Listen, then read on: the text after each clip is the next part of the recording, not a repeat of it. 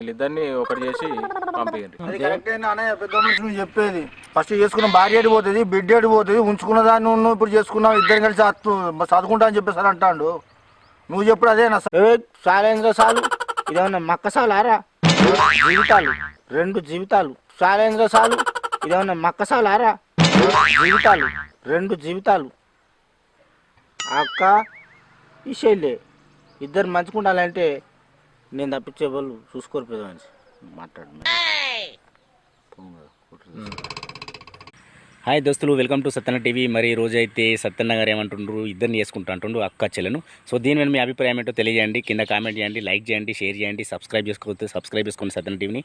అన్ని సోషల్ మీడియాలో దయచేసి దీన్ని సెండ్ చేయండి, అంటే స్టేటస్ పెట్టుకోండి, నన్ను మరింత ముందుకు తీసుకెళ్ళండి ఫ్రెండ్స్.